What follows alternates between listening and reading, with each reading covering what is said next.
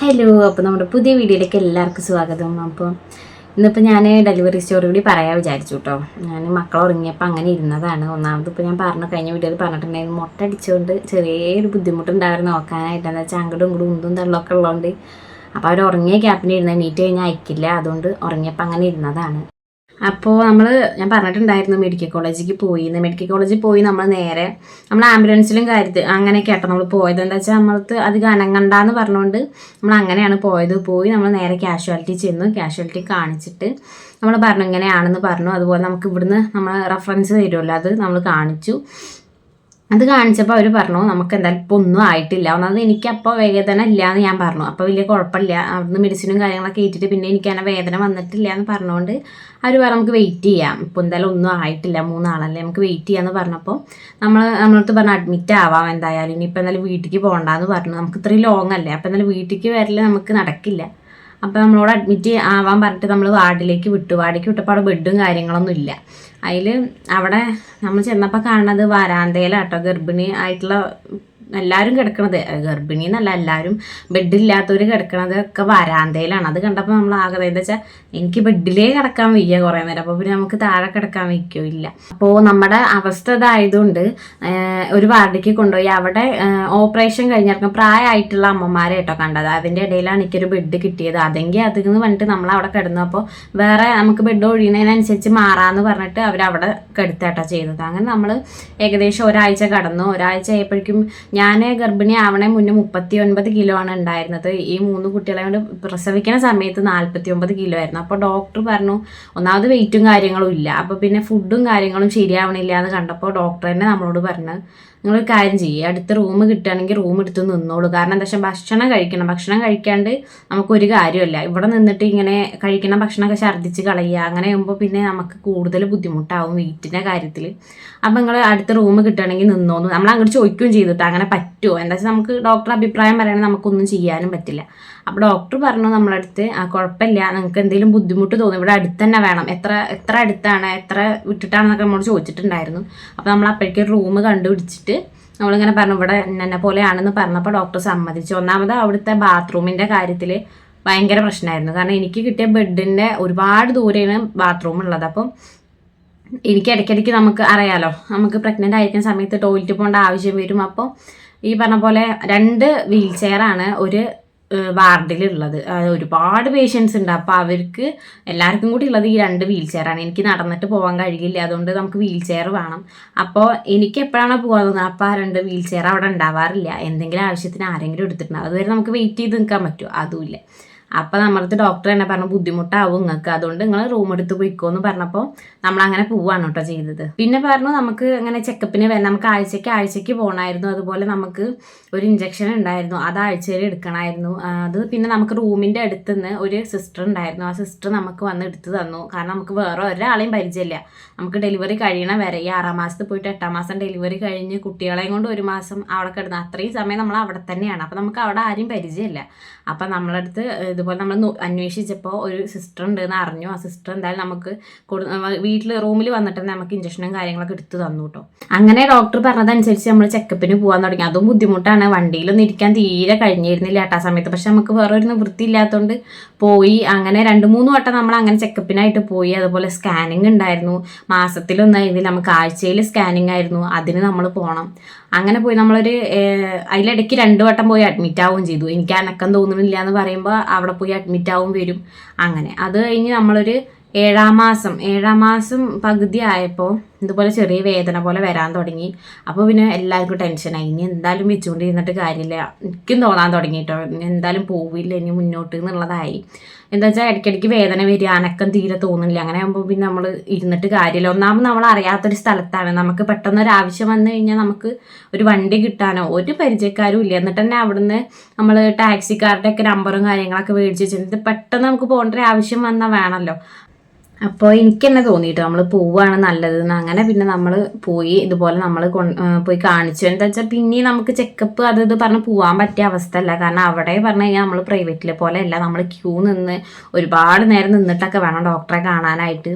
അപ്പം നമ്മൾ കാണുകയാണെങ്കിൽ നമ്മളെ കാണിക്കുന്ന ഡോക്ടറായിട്ടും കാണൂല. അപ്പോൾ പിന്നെ നമ്മൾ അവിടെ നിന്നിട്ട് പുറത്തുനിന്ന് നമ്മൾ പോയി കാണിക്കാൻ അറിയുമ്പോൾ അത് റിസ്ക് ആയിട്ട് തോന്നി. ഒന്നാമത് അവിടെ പറയുമ്പോൾ നമ്മുടെ കൂടെ ഒരാളെ നിൽക്കാൻ അയക്കില്ല, ഒന്നുമില്ല. പക്ഷെ എനിക്ക് പറഞ്ഞാൽ ഒറ്റയ്ക്ക് നിൽക്കാനുള്ള ഒരു ഇതും ഇല്ല. അമ്മ പുറത്ത് നിൽക്കുക, അമ്മയ്ക്ക് ആകെ ടെൻഷനായിട്ടാണ് നിന്നിരുന്ന ആ സമയത്ത്. കാരണം എന്നെ ഒറ്റയ്ക്ക് വീടുന്ന സമയത്ത് കുറച്ച് നേരം നിൽക്കുമ്പോഴേക്കും എവിടെയെങ്കിലും വീഴാൻ പോണ അവസ്ഥയായിരുന്നു. അതുകൊണ്ട് അതൊക്കെ നമുക്ക് ബുദ്ധിമുട്ടായപ്പോൾ നമ്മൾ വിചാരിച്ച് പോയി അഡ്മിറ്റ് ആവാമെന്ന് വിചാരിച്ച് നമ്മൾ പോയി. അപ്പോൾ ഡോക്ടറും പറഞ്ഞു ഇനി എന്തായാലും പോകണ്ട, എന്താ വെച്ചാൽ ഇനി നമുക്ക് റിസ്ക് ആയിരിക്കും, പെട്ടെന്ന് എന്തെങ്കിലും ആയിക്കഴിഞ്ഞാൽ പിന്നെ അത് വലിയ റിസ്ക് ആയിരിക്കും എന്ന് പറഞ്ഞിട്ട് നമ്മളവിടെ അഡ്മിറ്റായി. ഇതുപോലെ അഡ്മിറ്റ് ആയ ശേഷം നമുക്കിത് ഞാൻ പറഞ്ഞ ആഴ്ചയിലുള്ള ഇഞ്ചക്ഷൻ അതുപോലെ സ്കാനിങ് ഒക്കെ അവിടെ നിന്ന് തന്നെ ചെയ്യുന്നുണ്ടായിരുന്നു. അതൊക്കെ വലിയ കഥയാണ്, അതൊന്നും എന്തായാലും ഇപ്പോൾ പറയണില്ല സ്കാനിങ്ങിൻ്റെ കാര്യമൊക്കെ. അപ്പോൾ അങ്ങനെ നമുക്ക് 32 ആഴ്ച 8ാം മാസം തുടങ്ങിയപ്പോഴാണ് കേട്ടോ നമുക്ക് ഡെലിവറി ഉണ്ടായത്. 8ാം മാസം തുടങ്ങി ഇതുപോലെ ഇടയ്ക്കിടയ്ക്ക് ഞാൻ ഡോക്ടറെ അടുത്ത് ചോദിക്കാൻ തുടങ്ങിയത് എപ്പോഴാണ് ആവുക, എന്താ വെച്ചാൽ അത്രയും ബുദ്ധിമുട്ടാവാൻ തുടങ്ങി അവസാനമായപ്പോൾ. അപ്പം അമ്മ പറയുന്നുണ്ട് ഈ വിചാരിക്കണ പോലെയല്ല, കുട്ടികൾ വെയിറ്റ് ആയിട്ടുണ്ടാവില്ല. അപ്പം ഡോക്ടറിനോട് പറയുന്നുണ്ട് കുട്ടികൾ വെയിറ്റ് ആയിട്ടില്ല, എന്നോട് പറയാം വെയിറ്റ് ചെയ്യുമെന്ന് പറയണം. അപ്പം എനിക്കാണെങ്കിൽ കിടന്ന് ഒന്നാമത് തീരെ പറ്റണില്ല, തീരെ കിടക്കാൻ വയ്യാത്ത അവസ്ഥയായി. അപ്പം ഞാനിതുപോലെ കിടന്ന് പ്രാന്ത് പിടിക്കുമ്പോൾ ഞാൻ ഡോക്ടറെ എന്തെങ്കിലും ചെയ്ത് തരുമോ എന്ന് ചോദിക്കാൻ തുടങ്ങി. അവിടെ ആഴ്ചയിൽ ഒരു ദിവസം ഓപ്പറേഷനായിട്ട് ഒരു ദിവസം ഉണ്ട് കേട്ടോ. എന്താ വെച്ചാൽ നമ്മളൊരു വാർഡിൽ നിന്ന് ആർക്കൊക്കെ ഓപ്പറേഷൻ വേണം അവരെല്ലാവരെയും കൂടി സെലക്ട് ചെയ്തിട്ട് അവിടെ ഓപ്പറേഷൻ ചെയ്ത് കൊടുക്കാറുണ്ട്. അപ്പോൾ ഇതുപോലെ എൻ്റെ വാർഡിൽ നിന്ന്, ഞാൻ കിടന്ന വാർഡിൽ നിന്ന് കുറേ പേരുണ്ടായിരുന്നു അന്നത്തെ ദിവസം. അപ്പോൾ ഞാൻ അതിലും പെട്ടില്ലല്ലോ എന്ന് ഇങ്ങനെ വിചാരിച്ചിരിക്കുക. കാരണം ഇനി പോവില്ല എന്നുള്ളത് എനിക്കും തോന്നാൻ തുടങ്ങി. അപ്പോൾ ഇതുപോലെ വ്യാഴാഴ്ചയാണെന്നാണ് എൻ്റെ ഒരു ഓർമ്മ ഓപ്പറേഷൻ ചെയ്ത് കൊടുക്കുന്ന ദിവസം. എനിക്കിതുപോലെ ബുധനാഴ്ച, അതായത് ഈ ഓപ്പറേഷൻ ചെയ്യുന്നതിൻ്റെ തലേ ദിവസം എനിക്ക് സ്കാനിങ് പറഞ്ഞിട്ട് മെയിൻ ഡോക്ടർ എന്നെ കാണുന്ന മെയിൻ ഡോക്ടർ നമുക്ക് ഒരു മെയിനായിട്ട് ഒരു ജ്യോതി ചന്ദ്രൻ എന്തോ ആണ് ആ മേഡത്തിൻ്റെ പേര്. അപ്പോൾ ആ മേഡമാണ് നോക്കിയിരുന്നത്. അതിൻ്റെ അവരെന്നും വരില്ല, അവരാഴ്ചയിൽ ഒരു ദിവസമാണ് വന്നിരുന്നത്. അതിൻ്റെ താഴെ 2 ഡോക്ടേഴ്സ് സ്ഥിരമായിട്ട് വന്നായിരുന്നു. അതിൻ്റെ താഴെ പിന്നെ നമ്മളെ വാർഡിൽ 1-2 ഡോക്ടേഴ്സ് വേറെ ഉണ്ടായിരുന്നു കേട്ടോ. അപ്പോൾ മെയിൻ ഡോക്ടർ പറഞ്ഞു സ്കാനിങ് ചെയ്യാൻ പറഞ്ഞിട്ട് ഈ വാർഡിലുള്ള ഡോക്ടറിനെ ഏൽപ്പിച്ചിട്ട് പോയി. അപ്പോൾ അവരിതുപോലെ നമ്മൾ സ്കാനിങ് ചെയ്ത് വന്നു. ഇത് ആഴ്ചയിൽ സ്ഥിരമായിട്ട് നടക്കുന്ന കാര്യമാണ്. അപ്പോൾ നമ്മൾ പോയി ചെയ്തു വന്നു. അവിടുത്തെ സ്കാനിങ് എന്ന് പറഞ്ഞു കഴിഞ്ഞാൽ നമ്മളെ പുറത്തുനിന്ന് ചെയ്യണ പോലെ പ്രിൻ്റ് ഔട്ടൊന്നല്ല കിട്ടുക, നമുക്ക് അവർ എഴുതി തരികയാണ് ചെയ്യുന്നത് കേട്ടോ. അപ്പോൾ എഴുതി തന്നു. ഞാൻ എന്നും ഈ പറഞ്ഞ പോലെ റിസൾട്ട് കിട്ടുമ്പോൾ ഞാൻ എൻ്റേതായിട്ടുള്ള രീതിയിൽ ഞാൻ നോക്കുമ്പോൾ വലിയ കുഴപ്പയ്ക്ക് തോന്നാറില്ല കേട്ടോ. എന്താ വെച്ചാൽ നമ്മളിങ്ങനെ വായിക്കുമ്പോൾ 3 ആളുടെയും ഞാൻ അങ്ങനെ താരതമ്യം ചെയ്ത് നോക്കും, നമുക്ക് അങ്ങനെ വലിയ കുഴപ്പം തോന്നാറില്ല. പക്ഷെ അന്നത്തെ ദിവസം ഇത് റിസൾട്ട് പെട്ടെന്ന് കിട്ടി നമ്മുടെ കയ്യിൽ തന്നെ കിട്ടും. അപ്പം അങ്ങനെ കിട്ടി. ഞാൻ അങ്ങനെ നോക്കിയപ്പോൾ ഒരാളുടെ കാര്യത്തിൽ എന്തോ, ആദ്യത്തെ കുട്ടിയുടെ കാര്യത്തിൽ എനിക്ക് തന്നെ എന്തോ ഒരു സുഖമില്ലായ്മ തോന്നി. പിന്നെ ആ സ്കാനിങ് ചെയ്യുന്ന സമയത്ത് അവർ ചെയ്യുന്ന ആൾക്കാർ പരസ്പരം എന്തൊക്കെയോ സംസാരിക്കേണ്ടപ്പോൾ എനിക്ക് തോന്നി എന്തോ ഒരു കുഴപ്പമുണ്ട്. അതിൽ ഞാനിത് റിസൾട്ട് കിട്ടിയപ്പോൾ തന്നെ അമ്മേനോട് പറഞ്ഞു, അമ്മ അതെന്തോ ഒരു കുഴപ്പമുണ്ട്, എപ്പോഴും കിട്ടണ പോലെ അല്ല. ഞാൻ എന്നിട്ട് പഴയ റിസൾട്ടൊക്കെ എടുത്ത് നോക്കിയപ്പോഴും എനിക്ക് എന്തോ ഒരു വ്യത്യാസം തോന്നി. അപ്പം അങ്ങനെ ഞാൻ അമ്മോട് പറഞ്ഞു. അപ്പം അമ്മോട് പറഞ്ഞു ഞാൻ വാർഡിലത്തെ ഡോക്ടറെ ഒന്ന് കാണിക്കുക, അവർ നോക്കണമില്ല വരുന്നുമില്ല ഒന്നുമില്ല കേട്ടോ. അപ്പം ഞാൻ പറഞ്ഞു അവരൊന്ന് കാണിക്കാമെന്ന് പറഞ്ഞു. അവസാനം അമ്മ പോയി. അമ്മയ്ക്ക് ഒന്നാമത് പേടിയാണ്, എന്താ വെച്ചാൽ ആ ഡോക്ടേഴ്സ് നമ്മളടുത്ത് എന്താ എപ്പോഴാണ് ദേഷ്യപ്പെടുക ഒന്നും അറിയില്ല. അപ്പം അമ്മ പറയുക ഇനി പോയി കഴിഞ്ഞാൽ ചീത്ത പറയുക. അപ്പം നമ്മുടെ കാര്യമില്ലേ, നമുക്ക് പറയാണ്ടിരിക്കാൻ പറ്റുമോ, നമ്മുടെ കുട്ടിയുടെ കാര്യമല്ലേ. അപ്പം ഇതുപോലെ ഞാൻ പറഞ്ഞപ്പോൾ അമ്മ പോയി ചോദിച്ചു. അപ്പോൾ ആ ഡോക്ടർ പറഞ്ഞ് കാണിക്കാന്ന് പറഞ്ഞിട്ട് ഏകദേശം രാവിലെ കിട്ടിയ റിസൾട്ട് ഏകദേശം 5 മണിയായിട്ടും അവർ കാണിച്ചിട്ടില്ല. അവസാനം ആ മെയിൻ ഡോക്ടർ വിളിച്ചു ചോദിച്ചു. കാരണം നമ്മൾ ഇങ്ങനത്തെ നാളെ ഓപ്പറേഷൻ ചെയ്യേണ്ട ദിവസമാണ്. അപ്പം നമ്മുടെ റിസൾട്ട് കണ്ടു കഴിഞ്ഞാൽ അതിക്ക് ഇതാക്കണം എന്നുള്ള രീതിക്കായിരിക്കും ആ ഡോക്ടർ ചോദിച്ചിട്ടുണ്ടാവുക. അപ്പോൾ എന്നാൽ ഈ ഡോക്ടർ ശ്രദ്ധിച്ചില്ലെങ്കിലും ആ ഡോക്ടർ വിളിച്ച് ചോദിച്ചു. നമ്മളത്രയും പറഞ്ഞിട്ട് പോലും ഈ ഡോക്ടർ ശ്രദ്ധിച്ചിട്ടുണ്ടായിരുന്നില്ല. അങ്ങനെ പിന്നെ ആ ഡോക്ടർ ചോദിച്ചപ്പോഴാണ് നമ്മുടെ അടുത്ത് വന്നിട്ട് റിസൾട്ട് ചോദിച്ച് അത് അയച്ചു കൊടുത്തപ്പോൾ ആ ഡോക്ടർക്ക് നല്ലപോലെ ചീത്ത കേട്ടിട്ടുണ്ട്. കാരണം എന്താ വെച്ചാൽ റിസൾട്ടിൽ കുട്ടിക്ക് മിടുപ്പ് നല്ലപോലെ കുറവാണ്. അപ്പോൾ വെച്ചുകൊണ്ടിരുന്നിട്ട് ഒരു കാര്യമില്ല. പക്ഷെ അവർക്ക് ആ വൈകുന്നേര സമയത്ത് ഒന്നും ചെയ്യാനും പറ്റില്ല. എന്താ വെച്ചാൽ നമുക്ക് നാളത്തെ ദിവസത്തേക്കുള്ള ഓപ്പറേഷനിലുള്ള ലിസ്റ്റ് ഇട്ട് കഴിഞ്ഞു, ഇത്ര പേര് എന്ന് പറഞ്ഞ് ലിസ്റ്റ് ഇട്ടില്ല. അതിൽ പിന്നെ എന്നെ ആഡ് ചെയ്യാൻ പറ്റില്ല എന്ന് പറഞ്ഞു. അപ്പം നമ്മളോട് പറഞ്ഞു നിങ്ങൾ നാളെ പുലർച്ചയ്ക്ക് ഒരു 5 മണിക്ക് കുട്ടിക്ക് അനക്കല്ല എന്ന് പറഞ്ഞിട്ട് ലേബർ റൂമിലേക്ക് ചെല്ലാൻ പറഞ്ഞു. അപ്പം ഞാൻ അതിലേറെ ടെൻഷനായി. നമ്മളപ്പോഴത്തെ ഒരു അവസ്ഥ നമ്മൾ ഒന്നാമത് കുട്ടിക്ക് മിടുപ്പും കാര്യങ്ങളും ഇല്ലയെന്ന് പറയണം. അപ്പം ഡോക്ടർ നമ്മളോട് പറയണേ ഇങ്ങനെ പറഞ്ഞിട്ട് വന്നാൽ മതി. അപ്പോൾ ആകെ ടെൻഷനായി. എന്താ നമുക്ക് എന്താ ചെയ്യുക, ഇവരെന്തിനാ ഇങ്ങനെ പറയണത്? അപ്പോൾ അവരുടെ തടി ഊരാനാണ് നോക്കണത്. അതായത് ഇങ്ങനെയാണെന്ന് ഇനിയിപ്പോൾ അവിടെ പറയാനും പറ്റില്ല. അപ്പം എന്താ രാവിലെ ശ്രദ്ധിച്ചില്ല എന്നുള്ള ചോദിക്കും. അതായത് സ്കാനിങ് രാവിലെ റിസൾട്ട് കിട്ടിയിട്ട് ഇപ്പോഴാണോ പറയുന്നുള്ള ചോദിക്കുമല്ലോ. അതുകൊണ്ട് അവർ നമ്മളോട് എന്താ പറഞ്ഞത്, ഇങ്ങനെ പറഞ്ഞിട്ട് ലേബർ റൂമിലേക്ക് ചെന്നിട്ട് എമർജൻസി ആയിട്ട് ചെയ്തു തരാമെന്ന് പറഞ്ഞു. അങ്ങനെ പിന്നെ നമ്മളാകെ എല്ലാവരും ടെൻഷനായി. ഈ കുട്ടീൻ്റെ കാര്യം ഇങ്ങനെ ഇവർ ഭയങ്കര സിമ്പിളായിട്ട് ഇത് സംസാരിച്ചു. പക്ഷെ നമുക്ക് അതങ്ങനെയാണ്. ഇത്രയും നമ്മൾ റിസ്ക് എടുത്തിട്ട് അവസാന ഘട്ടത്തേക്ക് എത്തി നിൽക്കുമ്പോൾ ഇവർ ഇങ്ങനത്തെ ഓരോന്ന് പറയുമ്പോൾ നമുക്ക് എത്ര ടെൻഷൻ ഉണ്ടാവും. അങ്ങനെ പിന്നെ ഈ പറഞ്ഞ പോലെ അമ്മേനോട് ഇവർ പറഞ്ഞു.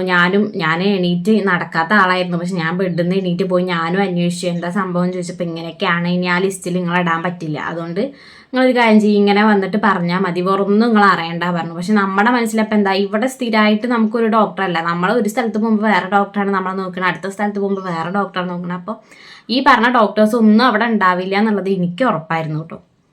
അങ്ങനെ ശരി, എന്താ അവരുടെ എന്താ വെച്ചാൽ അതുപോലെ ചെയ്യുക. ഇനിയിപ്പോൾ നമ്മൾ കാരണം അവർക്കൊരു ബുദ്ധിമുട്ട് വരണ്ടെന്നും വിചാരിച്ചത് നമ്മൾ 5 മണിക്ക് പുലർച്ചെ 5 മണിക്കാണ് നമ്മളോട് ചെല്ലാൻ പറഞ്ഞത്. അതനുസരിച്ച് നമ്മൾ കിടന്നിട്ട് ഇപ്പോൾ നമുക്ക് ഉറക്കം വരുന്നില്ല. കാരണം രാവിലെ എന്ത് സംഭവിക്കും ഒരു ഐഡിയ ഇല്ല. അപ്പം ഏകദേശം ഒരു പുലർച്ചെ 2 മണിയായപ്പോൾ ഞാൻ പറഞ്ഞു അമ്മേനോട് എനിക്ക് ടോയ്ലറ്റ് പോകണമെന്ന് പറഞ്ഞു. ടോയ്ലറ്റ് പോയി വന്ന് കിടന്നതേ ഓർമ്മ ഉള്ളൂ.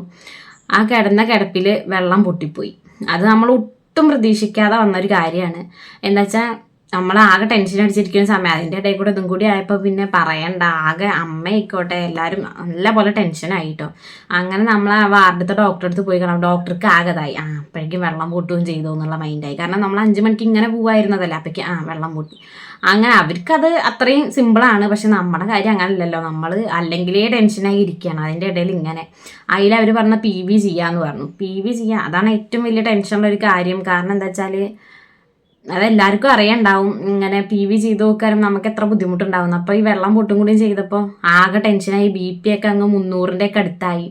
അപ്പം ഡോക്ടർ പറഞ്ഞു റൂമിലേക്ക് കൊണ്ടുവരാൻ പറഞ്ഞു. നമ്മളെ PV ചെയ്തപ്പോൾ അവർ പറഞ്ഞത് 50% ഓപ്പൺ ആയിരുന്നു. നമ്മൾ ഫസ്റ്റ് 3-ാം മാസത്തിൽ നമ്മൾ സ്റ്റിച്ച് ഇട്ടിട്ടുണ്ടായിരുന്നു, എന്നിട്ടും ഇത് 50% ഓപ്പൺ ആയി എന്ന് പറഞ്ഞു. BP നല്ല ഹൈ ആണെന്ന് പറഞ്ഞു. അപ്പം തന്നെ നമ്മളെ ലേബർ റൂമിലേക്ക് കൊണ്ടുപോയി.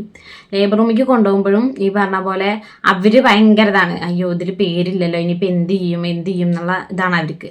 അങ്ങനെ അവർ നമ്മളെ ലേബർ റൂമിൽ കൊണ്ടുപോയപ്പോൾ അവർ അവിടെ നിന്ന് ചോദിച്ചു ഇങ്ങനെ എന്താണ് ചോദിച്ചപ്പോൾ ഇങ്ങനെ വെള്ളം പൊട്ടിപ്പോയതാന്ന് പറഞ്ഞു. അപ്പോൾ അവർ പറഞ്ഞു ഇനിയിപ്പോൾ എന്താ ചെയ്യുക, നമ്മളെ നോക്കുന്ന ഡോക്ടറും ഇല്ല, ട്രിപ്ലെറ്റ്സ് ആണ്. നമ്മളെ ഡീറ്റെയിൽ ഒരു കുട്ടി വിലങ്ങനെയാണ് കിടക്കുന്നത്. അപ്പം നമുക്ക് പ്രസവിക്കുക എന്നുള്ളത് എന്തായാലും അപ്പം നടക്കില്ല. താഴെ കിടക്കുന്ന കുട്ടി വിലങ്ങനെ കിടക്കുന്നുണ്ട്, നമുക്ക് ഓപ്പറേഷനേ പറ്റുള്ളൂ. അപ്പോൾ അവർ കുറേ സമയം നമ്മളവിടെ കിടത്തി, ഒരു തീരുമാനം ആവാണ്ട് നമുക്ക് ഒരുപാട് സമയം അവിടെ കിടക്കേണ്ടി വന്നു കേട്ടോ. പിന്നെ അവിടുന്ന് പിന്നെയും PV ചെയ്യുകയാണ്, അവിടെയുള്ള ഡോക്ടേഴ്സ് പിന്നെയും ചെയ്യുക. അപ്പം പറഞ്ഞു 80% ഓപ്പൺ ആയിട്ടുണ്ട്. അപ്പം ഞാൻ ആകെ ടെൻഷൻ ആവാൻ തുടങ്ങി. ഇത് കേൾക്കുമ്പോൾ അയ്യോ എന്നെ പ്രസവിപ്പിക്കുകയോ, എന്താ വെച്ചാൽ നമ്മൾ ഒരു കുട്ടി വിലങ്ങനെ ആവുകൊണ്ട് അവിടെ ഉണ്ടായിട്ടുണ്ടെന്ന് പറയണു. ഒരാൾ പ്രസവിച്ചു, ബാക്കി 2 ഓപ്പറേഷൻ ചെയ്തെടുത്തു, അല്ലെങ്കിൽ ഒരാൾ ഓപ്പറേഷൻ ചെയ്തെടുത്തു, അങ്ങനെ തിരിഞ്ഞു മറിഞ്ഞൊക്കെ ഇങ്ങനെ പറയുമ്പോൾ നമുക്കത് അത്രയും ടെൻഷനല്ലേ, എല്ലാ വേദനയും നമ്മൾ സഹിക്കണ്ടേന്നുള്ളൊരു മൈൻഡായി. അപ്പോൾ ഞാൻ പറഞ്ഞു നോക്കി നല്ല വേദന വരുന്നുണ്ട്, എന്തെങ്കിലും ഒന്ന് വേഗം ചെയ്യണം എന്ന് പറഞ്ഞു. എന്താ വെച്ചാൽ വെള്ളം പൊട്ടിപ്പോയതോടെ വേദന തുടങ്ങി. ഞാൻ കുറേ നേരം മിണ്ടാണ്ടിരുന്നു. പിന്നെ എനിക്ക് തോന്നി ഇത് പറഞ്ഞിട്ടില്ലെങ്കിൽ ചിലപ്പോൾ ഞാൻ ആ ട്രോളി കിടന്ന് തന്നെ പ്രസവിക്കും, എന്തെങ്കിലും ഒന്നും ഉണ്ടാവും. ഒന്നാമത് കുട്ടിക്ക് മിടുപ്പില്ല. അപ്പോഴത്തെ അവസ്ഥയിൽ എന്തെങ്കിലും ആയിക്കഴിഞ്ഞാൽ എന്ത് ചെയ്യും എന്നുള്ള ടെൻഷനായിട്ടോ. അങ്ങനെ പിന്നെ ഞാൻ തന്നെ പറഞ്ഞു തീരെ പറ്റില്ല, വേദന വരുന്നുണ്ട്, എന്തെങ്കിലും വേഗം ചെയ്യണം എന്ന് പറഞ്ഞപ്പോൾ അവിടെ ഉള്ളവർക്കാണെങ്കിൽ ഒരു മനസാക്ഷി ഇല്ല കേട്ടോ. എല്ലാവരുടെയും കാര്യം ഞാൻ പറയണില്ല. നമ്മളൊരു ട്രോളിയിൽ നിന്ന് അപ്പുറത്തേക്ക് എടുത്ത് മറച്ച്, ഒന്നാമത് ശരീരം കൊണ്ട് ആകെ കുഴഞ്ഞു നിൽക്കുന്ന സമയമാണ്. അവർക്ക് ഒരു കണിച്ചോര ഇല്ലാണ്ട് അങ്ങോട്ടും ഇങ്ങോട്ടും നമ്മളെ മറച്ചിടണം. അങ്ങനെ നമ്മളെ ഞാൻ പറഞ്ഞു ഇനി ഒട്ടും പറ്റില്ല, എന്തെങ്കിലും ചെയ്തേ പറ്റുള്ളൂ എന്ന് പറഞ്ഞപ്പോഴാണ് എന്തായാലും എമർജൻസി ആയിട്ട് ചെയ്യാമെന്ന് പറഞ്ഞിട്ട് നമ്മളെ ഓപ്പറേഷൻ ചെയ്യാൻ വേണ്ടി കൊണ്ടുപോയി. ഓപ്പറേഷനും കാര്യങ്ങളൊക്കെ വേഗം കഴിഞ്ഞു കേട്ടോ. എന്താ വെച്ചാൽ പിന്നെ നമ്മൾ ആരും വെയിറ്റ് ചെയ്തില്ല. ഞാൻ പറഞ്ഞു എന്തെങ്കിലും ഒന്ന് ചെയ്തിട്ടില്ലെങ്കിൽ ആകെ വയ്യാന്ന് പറഞ്ഞപ്പോൾ അവര് നമ്മളെ കൊണ്ടുപോയിട്ട് ഓപ്പറേഷൻ ചെയ്തു. ആ സമയത്ത് അത് ചെയ്തിട്ടില്ലെങ്കിൽ ഉണ്ടല്ലോ ഇന്നിപ്പോൾ മക്കളെ കിട്ടും എന്നുള്ളതിലേക്ക് ഉറപ്പില്ല. കാരണം എന്താ വെച്ച് കഴിഞ്ഞാൽ അഥവാ എന്തെങ്കിലും ആ ട്രോളിയിൽ തന്നെ പ്രസവിക്കുക, അവിടെ എത്രയോ സംഭവങ്ങൾ അങ്ങനെ ഉണ്ടായിട്ടുണ്ട്. നമ്മുടെ വാർഡിൽ നിന്ന് തന്നെ ഒരുപാട് പ്രശ്നങ്ങൾ ഉണ്ടായിട്ടുണ്ട്. അപ്പം നമുക്ക് ഇതൊക്കെയാണ് മനസ്സിൽ. അപ്പം എന്തോ ഒരു ദൈവത്തിൻ്റെ ഇതുകൊണ്ടായിരിക്കും അവർക്ക് അപ്പം കൊണ്ടുപോയി അത് ചെയ്യാൻ തോന്നി. ഞാൻ പറഞ്ഞു ഇനി നിന്ന് കഴിഞ്ഞാൽ ശരിയാവില്ല എന്ന് ഞാൻ അങ്ങോട്ട് പറയുകയാണ് ചെയ്തത്. അപ്പം ഓപ്പറേഷനും കാര്യങ്ങളും പെട്ടെന്ന് കഴിഞ്ഞു. മക്കൾക്ക് ഒരു കുഴപ്പമില്ല. ഞാൻ പറഞ്ഞല്ലോ മിടുപ്പ് കുറവുള്ള ആളെ നമ്മൾ വേറെ ICUലാക്കേണ്ടി വന്നു. എന്തായാലും ആ ഒരു ടൈമിൽ അത് ചെയ്തത് കൊണ്ടാണ് അവനെ ഇന്നിപ്പോൾ കിട്ടിയത്. അതെനിക്ക് നല്ല ഉറപ്പുള്ള കാര്യമാണ്. അപ്പോൾ ആ ഒരു സമയത്ത് ആവുകൊണ്ട് നമുക്ക് അവന് വേണ്ടിയിട്ടുള്ള കാര്യങ്ങൾ ചെയ്യാൻ പറ്റി. അവൻ മാത്രം വേറെ ഐസിയുലായിരുന്നു, എന്നാലും പോലും അവനുള്ള എല്ലാ സൗകര്യങ്ങളും അവിടെ ഉണ്ടായതുകൊണ്ട് കുട്ടിക്ക് ഒരു കുഴപ്പമുണ്ടായി. ഇവരുടെ ഒരു അശ്രദ്ധ കൊണ്ട് എന്തെങ്കിലും വരിക എന്ന് പറഞ്ഞാൽ നമുക്കത് സഹിക്കാൻ പറ്റില്ല. ആകെ ഉള്ളത് അതായിരുന്നു, കുട്ടിക്കൊരു കുഴപ്പം ഉണ്ടാവരുത് എന്നുള്ളതായിരുന്നു. അപ്പം എന്തായാലും ആ ഒരു സമയത്ത് അങ്ങനെയൊക്കെ ആയി. എന്താ പറയുക, ഒട്ടും പ്രതീക്ഷിക്കാത്ത കാര്യങ്ങളാണ് ഉണ്ടായത്. ഇതെന്നൊക്കെ എനിക്ക് മനസ്സിലായൊരു കാര്യം ഉണ്ടായിരുന്നു, നമ്മൾ സംസാരിക്കേണ്ടടുത്ത് സംസാരിക്കണം. അല്ലെങ്കിൽ ഈ പറഞ്ഞ പോലെ നമ്മൾക്ക് കരയിൽ മാത്രമായിരിക്കും ഭാഗ്യം ഉണ്ടാവുക. നമ്മുടെ ലൈഫാണ്. ഞാനിതുണ്ടായ മുതൽ നമ്മുടെ കുട്ടികൾക്ക് വേണ്ടി വെയിറ്റിംഗ് ആണ്. അപ്പോൾ അവരുടെ ഒരു ഇതുകൊണ്ട് നമുക്ക് എന്തെങ്കിലും ആവുക പറഞ്ഞാൽ അവർക്ക് ഒരുപാട് കേസുകൾ വരുന്നുണ്ട്. ഇതൊന്നുമല്ല, അവർക്ക് ഇതുപോലത്തെ ഒരുപാട് കേസുകൾ അവിടെ വരുന്നുണ്ട്. അപ്പം എല്ലാം എഴുതി ഒപ്പിട്ട് മേടിച്ച് അവർക്ക് കൈ ഒഴിയുക. പക്ഷെ നമുക്ക് അങ്ങനെയല്ല, നമ്മുടെ ലൈഫാണ്. അപ്പോൾ നമ്മൾ സംസാരിക്കേണ്ടടുത്ത് നമ്മൾ സംസാരിക്കുക, അല്ലെങ്കിൽ നമുക്ക് എന്നും കരയാനേ സമയം ഉണ്ടാവുള്ളൂ. അപ്പോൾ ഇതൊക്കെയാണ് കേട്ടോ എൻ്റെ ഒരു ഡെലിവറി സ്റ്റോറി പറഞ്ഞതിൽ. ഞാനിപ്പോൾ അവിടെ ഉണ്ടായ ഒരു സംഭവങ്ങളും പറഞ്ഞിട്ടില്ല. അവിടെ നമുക്ക് ഉണ്ടായത് ഇപ്പോഴും ആലോചിക്കുമ്പോൾ വിഷമം തോന്നുന്ന കാര്യങ്ങൾ നമുക്ക് അവിടെ ഉണ്ടായിട്ടുണ്ട്. അപ്പോൾ അതെന്തായാലും ഒരുപാട് നീണ്ടു പോകും വീഡിയോ, അതുകൊണ്ടാണ്. അപ്പോൾ വീഡിയോ ഇഷ്ടമാവുകയാണെങ്കിൽ ലൈക്ക് ചെയ്യുക, ഷെയർ ചെയ്യുക, സബ്സ്ക്രൈബ് ചെയ്യുക കേട്ടോ ചാനൽ. അപ്പോൾ അടുത്ത വീഡിയോയിൽ കാണാം.